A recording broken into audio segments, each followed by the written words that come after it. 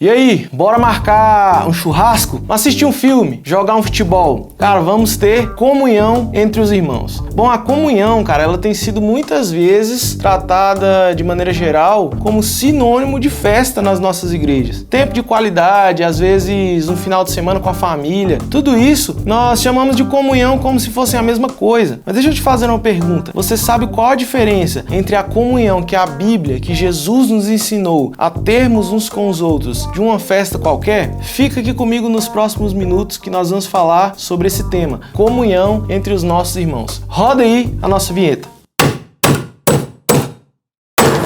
Fala família, povo de Deus, todos vocês aí que amam a presença de Deus. Eu me chamo Lucas AR e estou aqui para poder falar com você a respeito do nosso livro. Nós estamos no 2º capítulo e nós queremos muito incentivar você, mandar um comentário aí embaixo, você que ainda não tem esse livro, que quer participar dessa trajetória conosco. Nós vamos até o 10º capítulo falando desse assunto aqui, Nascidos para um Povo, sobre os nossos relacionamentos. E aí, vamos pro vídeo? Bom família, o tema do nosso capítulo hoje é comunhão entre os irmãos. E eu tô com essa blusa aqui hoje, você pode ver aí também na capa desse vídeo. Essa é uma blusa do Ministério Sal da Terra, do pastor Paulo Borges, Mesa Preparada, lá o site deles. E tem uma frase aqui que é emblemática lá no ministério deles, que é: Deus não é solidão, o homem é comunhão. É a respeito disso que eu quero falar contigo hoje. Essa frase, esse assunto de Deus não ser solidão e de o homem ser comunhão, faz muito sentido em relação àquilo que nós estamos tentando desenvolver aqui com o livro, com esse tema dos relacionamentos. O Papa Francisco, agora recentemente,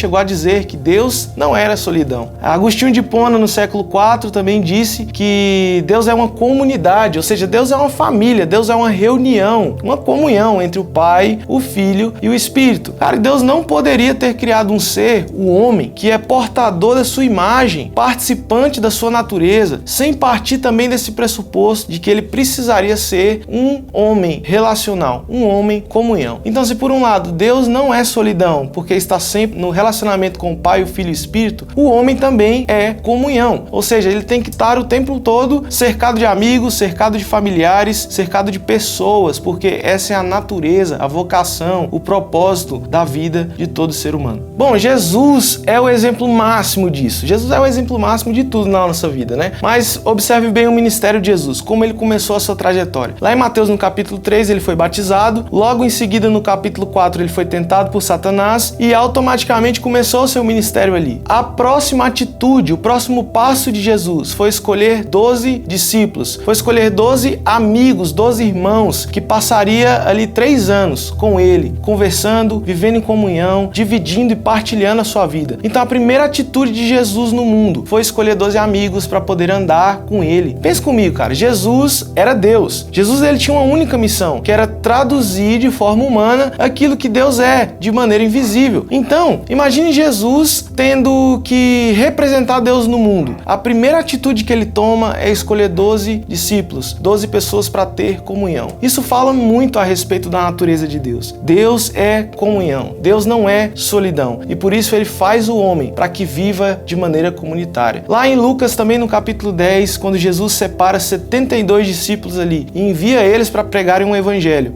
a Bíblia diz que Jesus separou eles para irem de 2 em 2. Ou seja, Jesus estava partindo do mesmo pressuposto. Ele estava dizendo que até para pregar o evangelho, nós não deveríamos fazer isso de maneira isolada. Nós deveríamos ir pelo menos de 2 em 2, para que nós tenhamos comunhão ao longo da trajetória, para que nós possamos sempre andar juntos uns dos outros. Essa é a natureza de Deus. É assim que Deus faz tudo que ele faz no mundo, fazendo com que os homens tenham comunhão entre si. Jesus também chegou a dizer em Mateus, no capítulo 18, que se estivessem 2 ou 3 reunidos em seu nome, ele estaria ali. Só que eu quero chamar a sua atenção hoje para uma frase anterior de Jesus, quando ele diz que qualquer coisa, preste atenção nisso, qualquer coisa que nós pedíssemos em seu nome, ele realizaria. Ou seja, Jesus está dizendo que se nós estivéssemos em comunhão, se nós vivêssemos em família, ele realizaria tudo aquilo que 2 ou 3 em seu nome reunidos pedissem.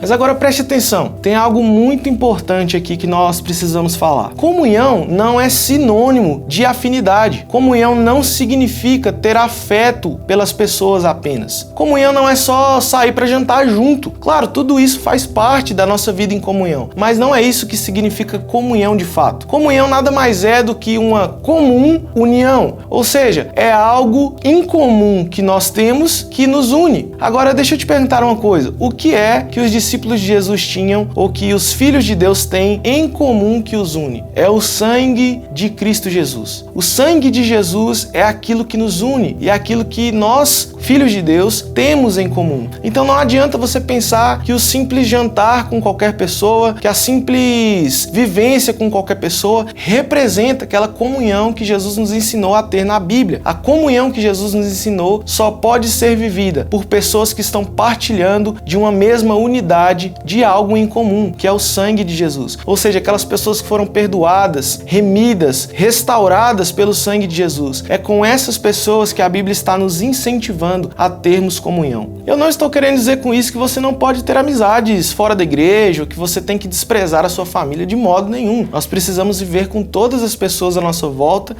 de maneira a revelar Cristo. Mas o que eu quero dizer é que a comunhão que Jesus nos ensinou a ter é com as pessoas da nossa família de Deus. Isso é importante dizer porque na maioria das vezes nós vamos acabar tendo que ter comunhão com pessoas que são até muitas vezes desconhecidas, pessoas que não são próximas de nós, pessoas que você acabou de conhecer na igreja. A Bíblia está dizendo que você tem que ter comunhão com elas. E às vezes você vai começar a ter uma comunhão ali, vai começar a se relacionar mais e esse desconhecido vai se tornando seu amigo. Esse desconhecido vai se tornando alguém importante para você, porque o que está unindo você e às vezes esse desconhecido é o sangue de Jesus. O sangue de Jesus é aquilo que você tem em comum com a pessoa e ele é responsável por ir atrelando a sua vida dela, para ir unindo a sua vida a dela. Eu queria nos próximos minutos falar com você a respeito de 3 aspectos que a comunhão entre os irmãos te dará. 3 coisas que a comunhão com as pessoas que você vive na sua igreja vai te dar na sua vida no dia a dia. Bom, a primeira coisa que a comunhão te dará, a primeira coisa que essa comum união com seus irmãos fará por você é nada mais que a compreensão do amor de Deus. Isso mesmo, lá em Efésios, no capítulo 3, o apóstolo Paulo está fazendo uma oração pelos irmãos de Efésios e ele diz assim: olha, eu oro para que vocês juntos, uns com os outros, possam experimentar a altura, a profundidade, a largura e o comprimento do amor de Deus que excede todo o entendimento. Agora preste atenção no que o Paulo está dizendo, cara. Ele está dizendo que o amor de Deus tem muitas dimensões, tem altura, tem profundidade, tem comprimento e tem largura. E que essas facetas, essas dimensões do amor de Deus só podem ser conhecidas juntos. E ele estava orando pelo seu povo para que eles pudessem conhecê-lo juntos. Ou seja, o Paulo está dizendo que o amor de Deus ele não pode ser conhecido apenas de maneira teórica. É por isso que esse amor excede todo o entendimento. Preste atenção nisso. O entendimento às vezes não é o suficiente para que nós possamos entender o amor de Deus plenamente. Você não vai conhecer o amor de Deus plenamente lendo livros, ou estudando, ou desenvolvendo o seu intelecto. É claro que tudo isso é muito importante, faz parte do nosso conhecimento a respeito de Deus. A própria Bíblia é um livro que precisa ser estudado e você conhecerá o amor de Deus lendo a Bíblia. Mas o Paulo está dizendo que existe uma faceta, ou seja, existe uma dimensão do amor de Deus que precisa ser conhecida a partir dos nossos relacionamentos, a partir da nossa comunhão, vivendo a partir dessa comum união que nós temos com as pessoas da nossa família e em Deus, da nossa igreja. A partir daí nós conheceremos o amor de Deus de maneira plena e total. A segunda coisa que a comunhão entre os seus irmãos te dará é a firmeza na caminhada. Cara, olha só, a vida com Jesus é uma vida muito boa. Cara, viver com Jesus é um privilégio, é uma satisfação, uma alegria plena de verdade. Mas nós não podemos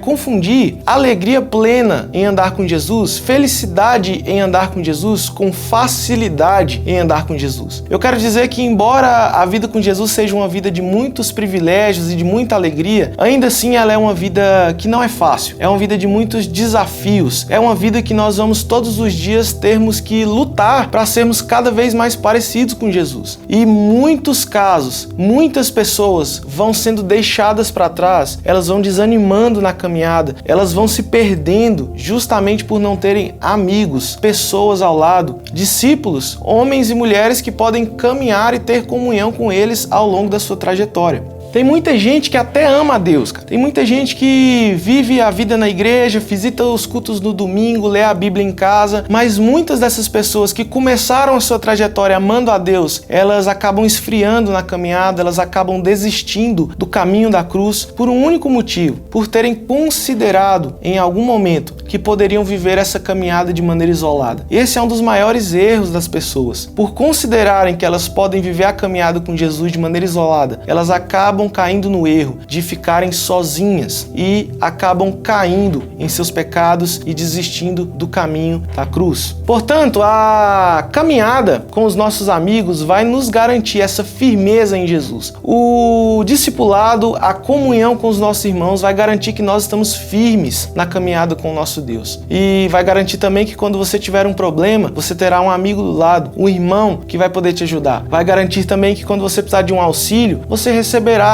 de um irmão da sua igreja. Cara, quando você precisar de força, você terá alguém forte do seu lado para te animar. E se você em algum momento estiver caindo em muitos pecados e a sua alma começar a se entristecer por inúmeros problemas que você tem vivido, você pode procurar um irmão, confessar esse pecado para ele e ele vai orar e perdoar você. E então você vai ganhando força, você vai ganhando firmeza e vigor na sua caminhada rumo à cruz do nosso Senhor Jesus. Bom, o terceiro e último aspecto que a comunhão entre os irmãos te dará é o preparo para a vinda de Jesus. Ou seja, se você viver em comunhão, se você viver em relacionamento com seus irmãos, essa comum união do sangue de Cristo, você estará garantido em relação ao preparo para a vinda de Jesus. E eu quero ler um texto com você que está lá em Hebreus, no capítulo 10, versículo 25, que diz assim: Não deixemos de reunir-nos como igreja, segundo o costume de alguns, mas procuremos encorajar-nos uns aos outros, ainda mais quando vocês veem que se aproxima o dia. Bom, aqui nós temos uma exortação clara do autor de Hebreus para que nós de modo nenhum deixemos, hora nenhuma, em tempo nenhum, de nos reunirmos como igreja. E ele diz ainda mais agora, que o dia do Senhor está se aproximando. Que dia do Senhor é esse? Ele está falando da segunda vinda de Jesus. Ele está dizendo, olha, Jesus vai voltar a qualquer momento. Então não deixem de se reunir como igreja. Não deixem de ter comunhão uns com os outros, porque isso vai ajudar vocês a estarem preparados para o dia da vinda de Jesus. Nós precisamos entender que a Bíblia o tempo todo está evidenciando que nos últimos dias, antes de Jesus voltar, nós vamos passar por dias muito difíceis. Os cristãos vão passar por grandes desafios. E a Bíblia está nos mostrando isso o tempo todo. Por exemplo, lá em Mateus, no capítulo 24, a Bíblia diz que antes de Jesus voltar, no fim dos tempos, o amor de muitos vão se esfriar. Então o autor de Hebreus está nos falando, olha, já que o amor de muitos vão se esfriar, vocês precisam continuar se reunindo, vocês precisam continuar se encontrando, para que vocês não façam parte desse grupo que vai ter o amor esfriado. O apóstolo Paulo também ensinou, por meio das cartas a Timóteo, que nos últimos dias os homens ficariam mais avarentos, mais soberbos, eles amariam mais ao mundo do que ao próprio Deus. Então, de novo, nós precisamos estar em comunhão para evitarmos que isso aconteça conosco um pouco antes de Jesus voltar. Por último, eu quero dizer também que lá em Joel, no capítulo 2, a Bíblia nos ensina que vai acontecer um grande avivamento antes da vinda de Jesus. O profeta Joel disse que o Espírito de Deus seria derramado sobre toda a carne, lá em Joel, no capítulo 2. E antes do Espírito ser derramado sobre toda a carne, é muito legal que o profeta Joel convoca uma assembleia solene. Ou seja, ele diz assim, antes de Deus derramar o seu Espírito sobre toda a carne, vocês precisam convocar uma reunião solene, ou seja, um ajuntamento dos irmãos, para que vocês possam orar e jejuar e terem comunhão. E aí sim, Jesus voltará. E aí sim, o Espírito será derramado sobre toda a carne. E aí sim, a terra será coberta com a glória de Deus e um grande avivamento. Então a Bíblia está nos ensinando lá em Joel 2 que nós precisamos nos reunir o tempo todo. Nós precisamos sempre estarmos juntos para que Deus então possa concluir a sua obra no meio de nós. Então é isso, família. Quero agradecer você que assistiu esse vídeo. Espero que você tenha gostado. Comenta aí embaixo, curte, compartilha esse vídeo para os seus amigos e irmãos que você tem tido comunhão lá na sua igreja. E não se esqueça que a tenda é um lugar para todos aqueles que amam a presença de Deus. Até o próximo capítulo.